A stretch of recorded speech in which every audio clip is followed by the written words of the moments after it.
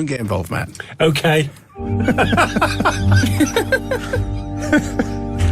get involved. Also, you're not entitled. No, to I the can't. Money. Can I not get involved? No, You absolutely okay. can't. Okay. No, you can't. Here comes the first, and you can't either, Susie. Even though you work in the pub, because your pub might need a lot more money spent it on really it. does. Than that. Grand won't do anything.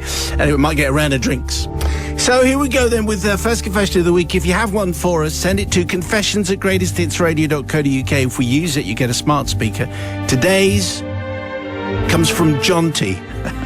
Oh, really? Yes. Okay. Yeah. Jonty, you're pushing this uphill here. Father Simon and the collected confessional cardinals. Your school-related story a while back about the stolen clay owl, and particularly subsequent comments from listeners about parents who surreptitiously help with homework. There's a lot of confessions there. Mm-hmm. Takes me back to my own secondary school days in the late 1980s and early 1990s, especially to an incident that occurred in what used to be called, in old money, the lower sixth, now year 27 or something like that. Prompted by your own recent confession, I now need all these years later to fess up to my own misdemeanour. I need to start explaining, Father Simon, I have absolutely no head for maths, science, or anything remotely technical. Not a clue. The arts subjects, English, history of art, they've always been very firmly in my bag. I like performance art, I like mime, I like French Renaissance theatre. I mean, come on. Like Jonty. Jonty and his performance art. Right, go on. Having said that, I actually quite enjoyed studying and did pretty well in GCSE physics, mainly because we had a really kind, funny and enthusiastic young teacher. We'll call him Mr. Smithers-Jones. And as a result, in a decision I now simply cannot explain, I unfathomably and utterly foolishly signed up for A-level physics. And this is where my tale of woe really starts. For some reason, my sixth form, a gritty northern comprehensive on the outskirts of Doncaster, seemed to have an obsession with using multiple teachers for A-level subjects. I had 3 teachers for one A-level. Well, 2 in reality, as the third, our headmaster, Dr. Sloth, only turned up for about 2 lessons in 2 years. And A-level physics was no exception. Where the aforementioned Mr. Smithers-Jones of GCSE fame taught us the mechanical side of physics, formidable and fearsome Geordie, who was also head of physics, called Geordie McGeordieface, taught us the electrical aspects. Clearly, we just changed some names here. I worked that out, yeah. This is Jonty's suggestion of names, by the way, and not mine. After only about 3 weeks of term, if that, it rapidly became apparent that I was completely and utterly out of my depth when it came to A-level physics, and an immediate switch to A-level geography was required. Okay. Cue all the geography students and geography teachers saying, "We're not a soft option, you know." A meeting with the affable head of geography, they're always affable, who'd already taught me at GCSE, was arranged, and yes, no problem, you can transfer across, was the word. Likewise, my meeting with kindly Mr. Smithers-Jones. I can see you're really struggling with the mechanical aspects of physics I'm teaching you. That went according to plan. Then, though, have you spoken to the head of physics? Asked Mr. Smithers-Jones, i.e., had I spoken to the formidable and fearsome Geordie McGeordieface? Well, in an absolute, total out-of-depthness, here's my confession, this is what I have to tell you. It was my dad who was, in quotes, helping me, for which read, doing all of my A-level physics homework. Dad couldn't really do mechanical physics either, hence Mr. Smithers-Jones noting how I was struggling. But here's the thing, Dad's degree was in electrical engineering. Hence, for my electrical homework, I was actually doing really rather well. No. So, and here, Father Simon, you need to do a Newcastle accent. Oh, good. Oh, brilliant. Here it comes. Rescue it now. There we go. Dinna give it up because you think you canna do it, thundered Geordie McGeordieface at my meeting with him. It's one of the accents I decided not to do. Really? Okay. I don't want to offend people. No. Can't help but feel that the nation wants you to do this accent. It ain't going to happen. Sorry really? about that. Okay. Well, it's really taking me a hugely disproportionate amount of effort, sir. I fumbled, naturally not wanting to say my real reason for not doing well, but doing okay in electrical physics was that it was being completed by a graduate of electrical engineering, in other words, my father.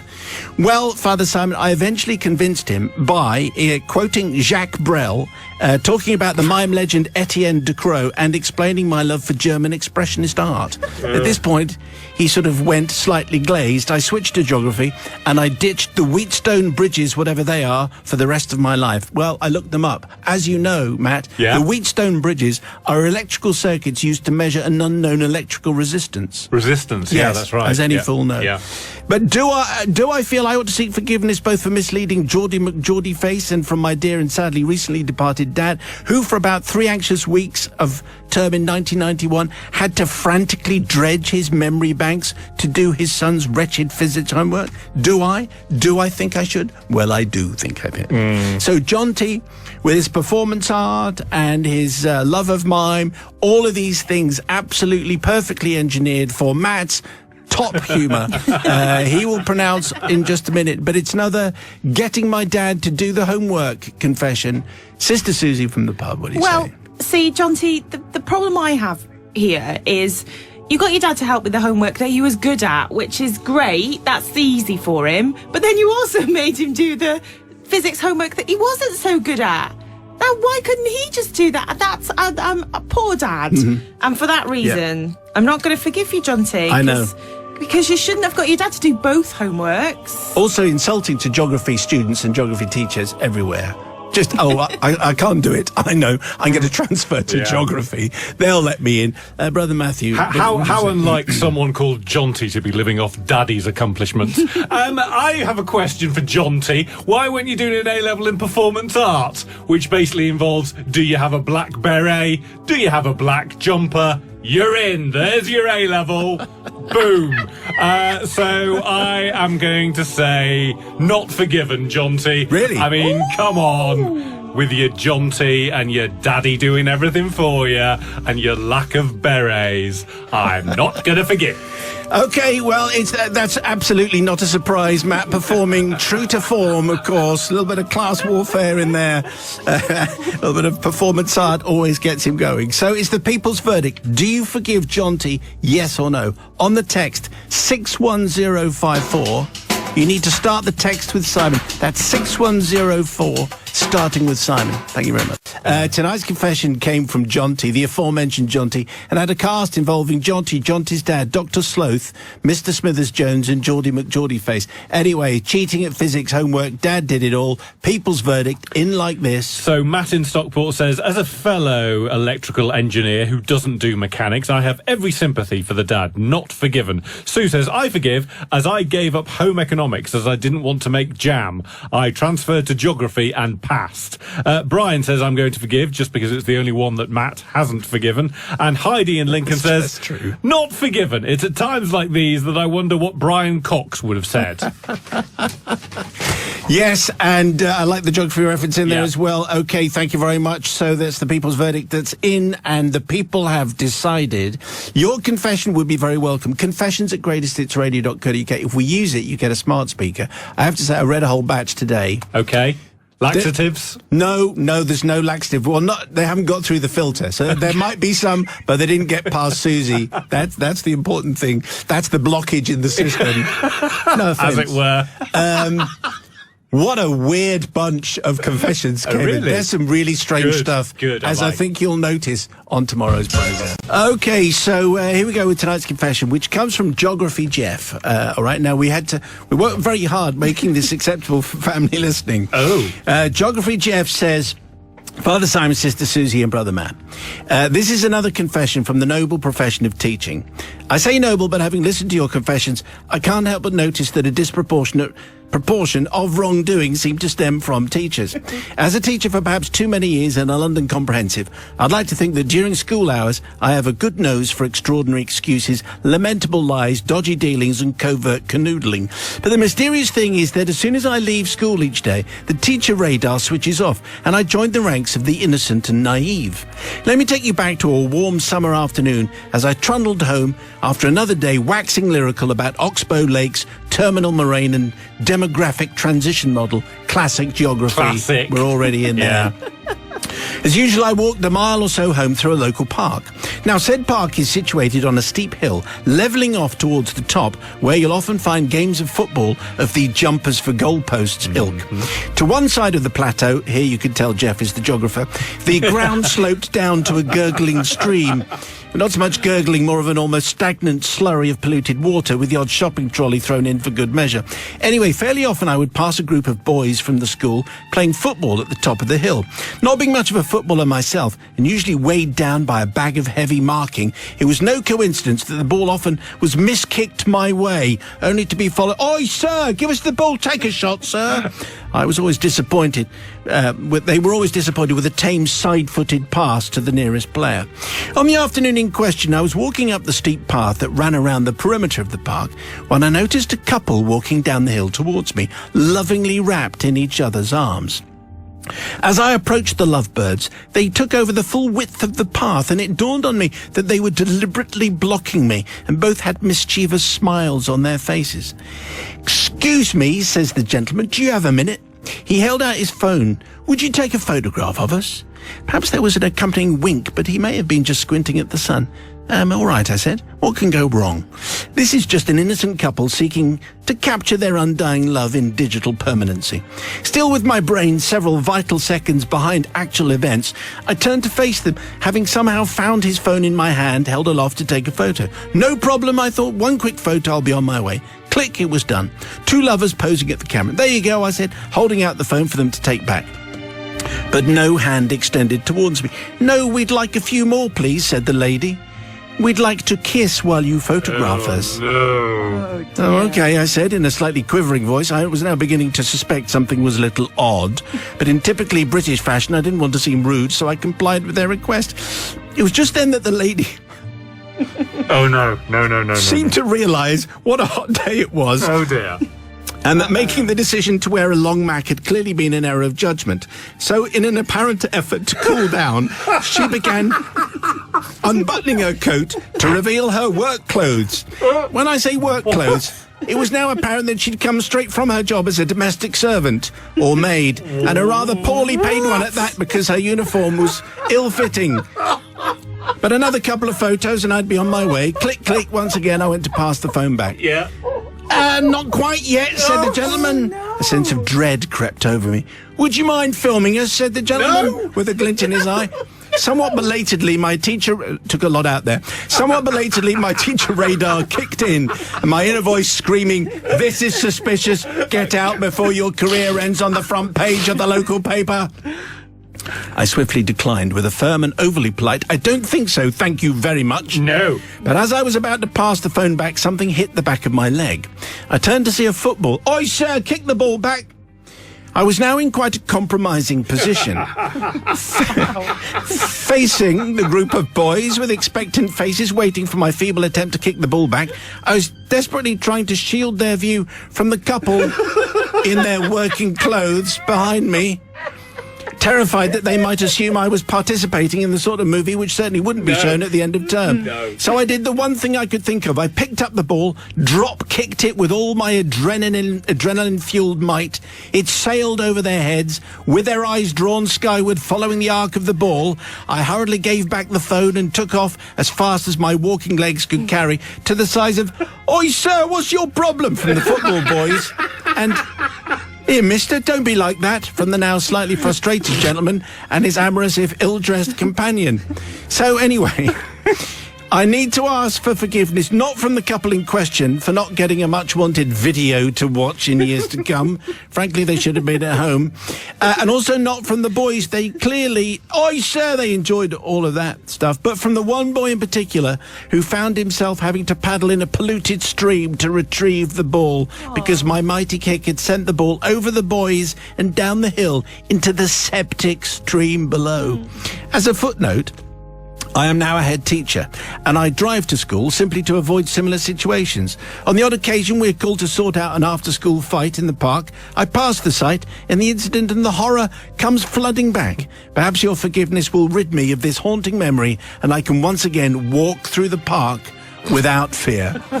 Well, I mean, I'm used to a lot of these confessions, and this one took a sort of slightly surprising turn. I wasn't really quite sure where it was heading. Anyway, with a swift edit, I think we got there. Yeah.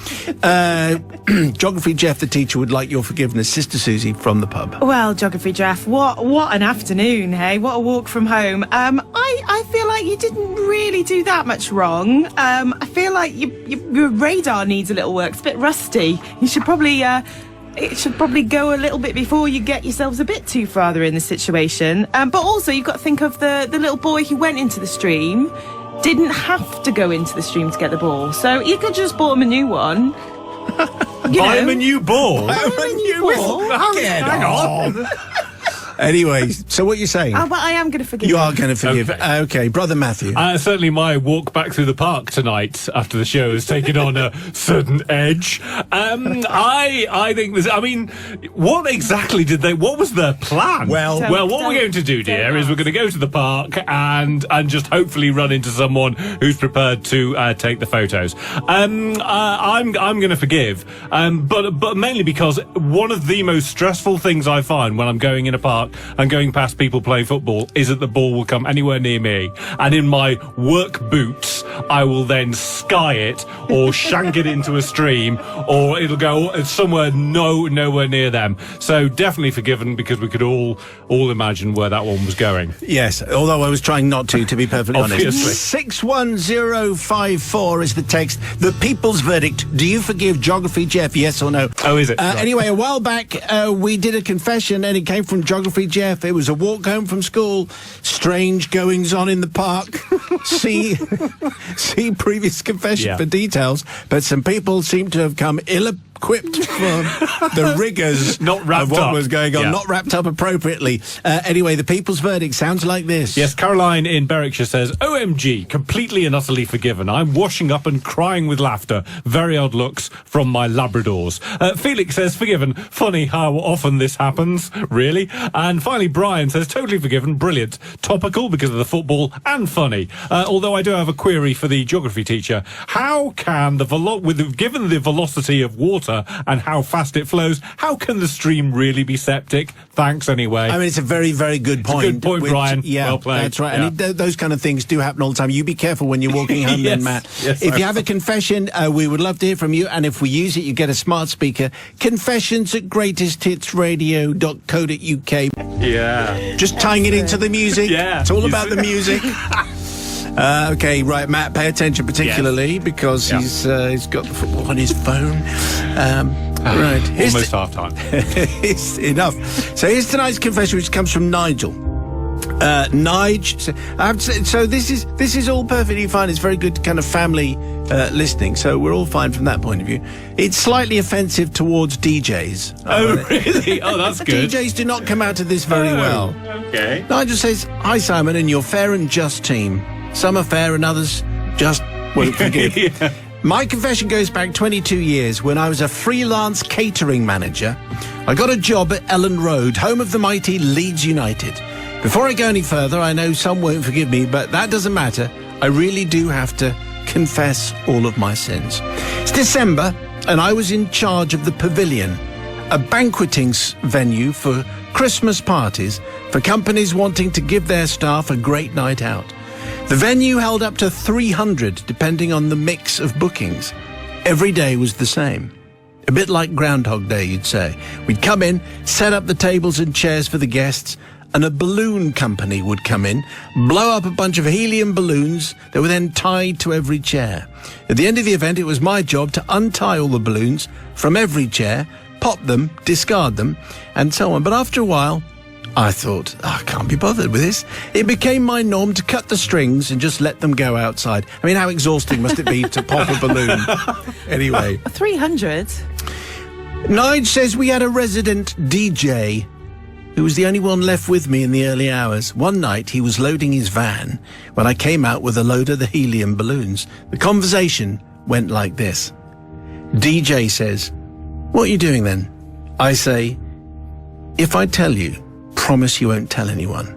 DJ says, "All right." I paused to create suspense, and then I whispered, "I'm the chairman of the Balloon Liberation Front." The DJ frowns. Really? I say, we are dedicated to release captive balloons out to the open sky and ultimate freedom.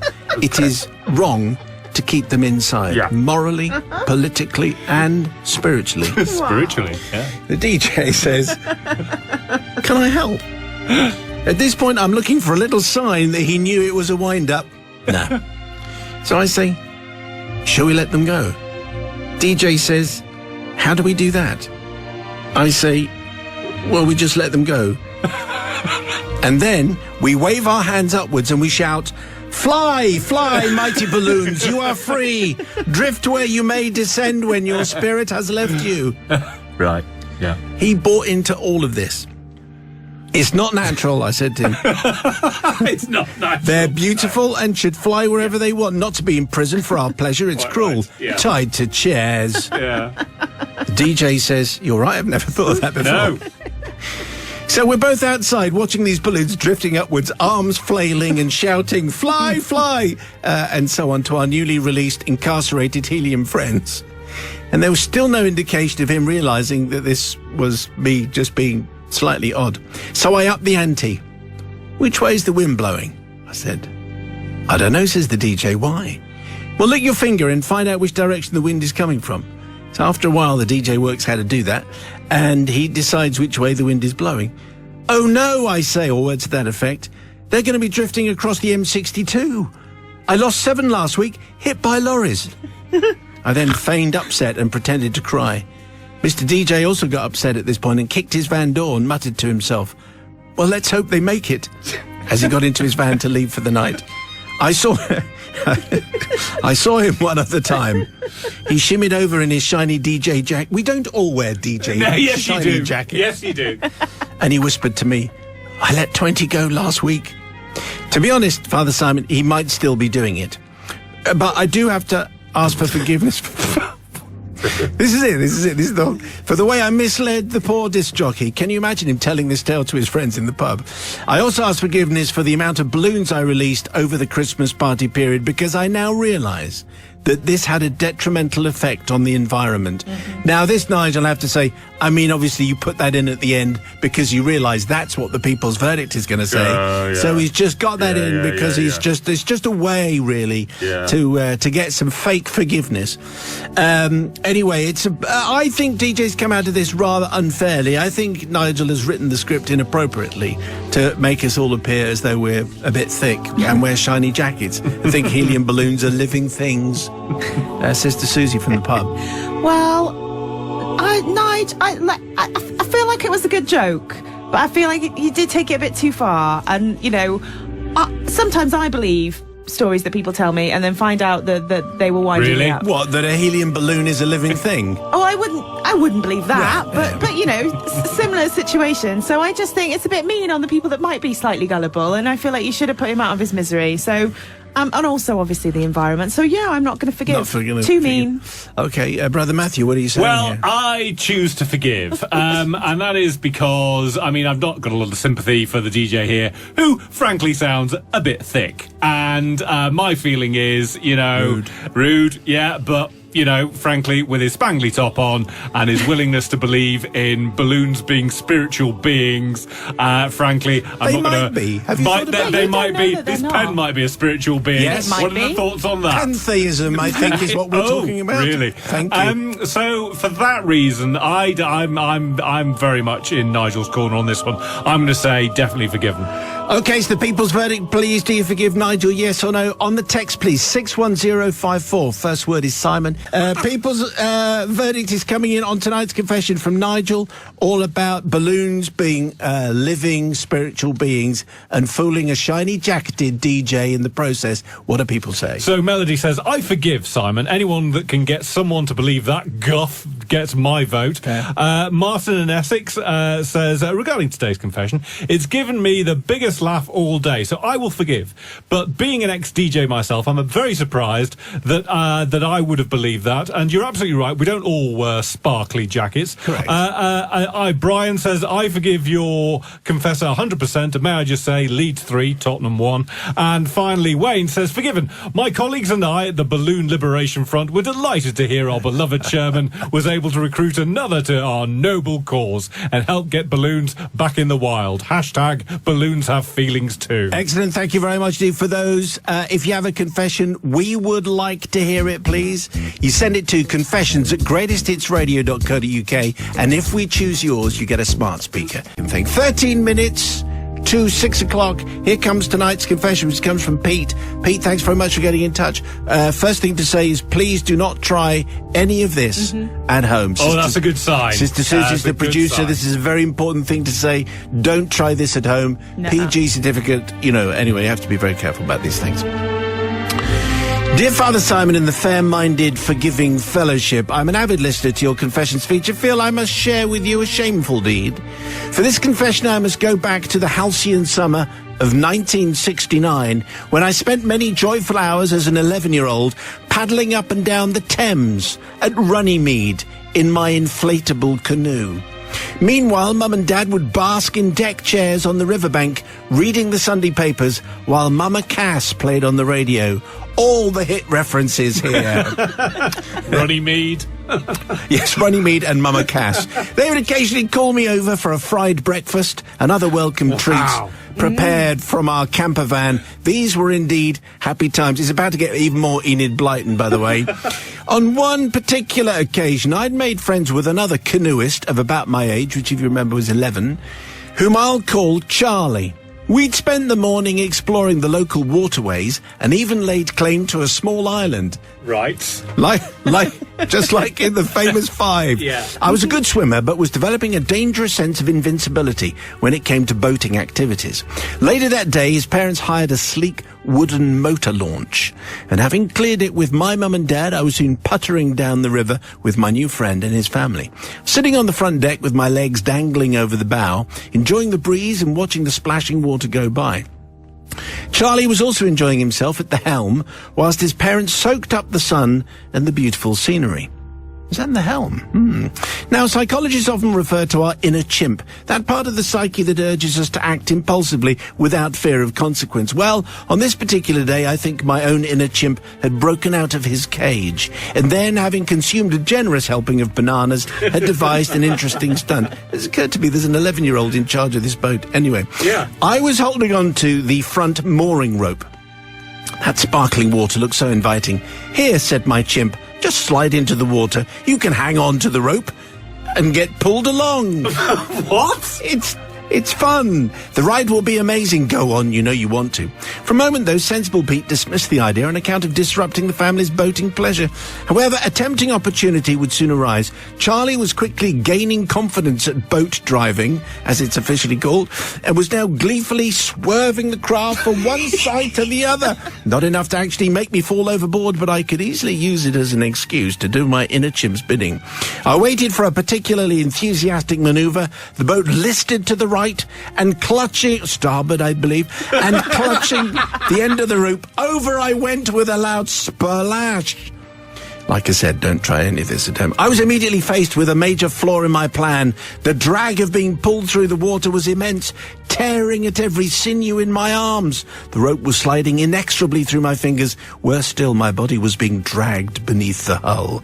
This was it. I was doomed. In moments I'd be chopped up like a carrot, and there was absolutely nothing I could do about it. Suddenly, a powerful hand grabbed me under the armpit. As the last few inches of rope slipped through my fingers, I was hauled, gasping, back into the boat and dumped sprawling on the deck like a freshly landed halibut.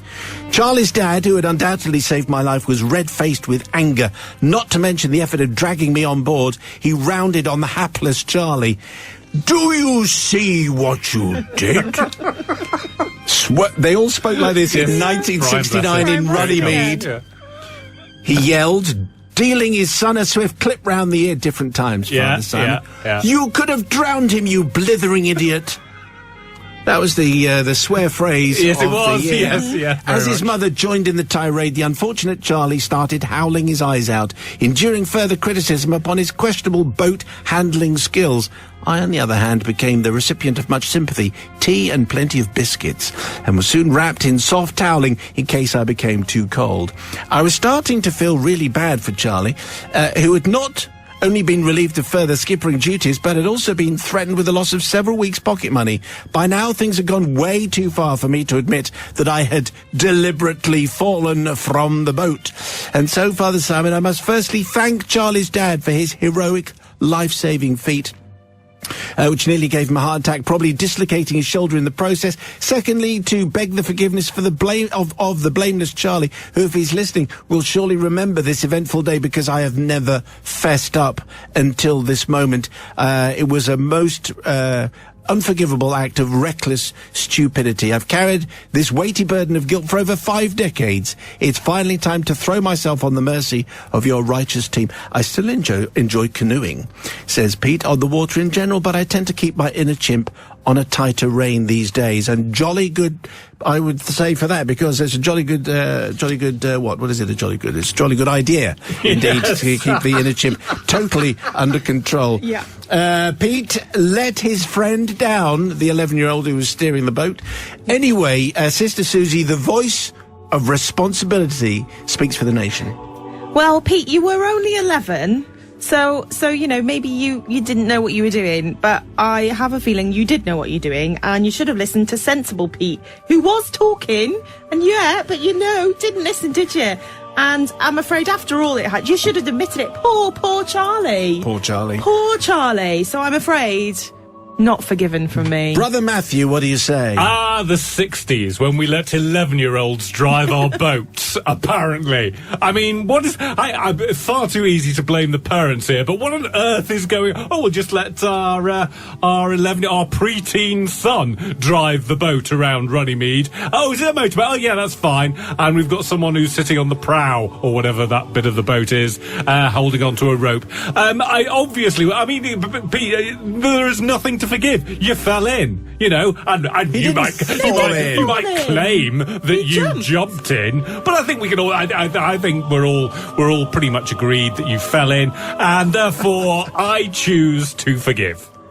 Right, okay, well, I suspect that Brother Matthew might be in for a surprise here. But anyway, the people's verdict, please. Do you forgive Pete, yes or no? On the text, 61054. 61054. You start your message with Simon. Forgiveness or no for Pete, the blithering idiot. Meantime, the people's verdict is due on today's confession, which came from Pete, who let his best friend Charlie, the 11-year-old skipper, take the blame when he went, oh, look, I'm falling overboard. Here comes the people's verdict with young Matthew. So Deborah says, not forgiven. It wasn't very fair on his new best mate, was it? Billy says, I can't believe Matt forgave. Dangerous behaviour. Get used to it, Billy.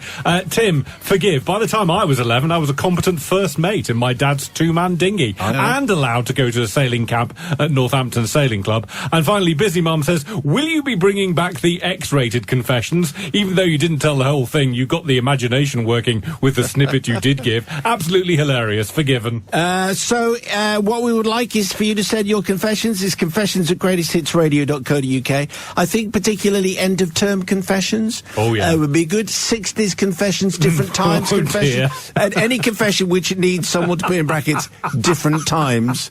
Don't try it at home, kids. They'd be very good. Confessions@greatesthitsradio.co.uk. That's where you go for that.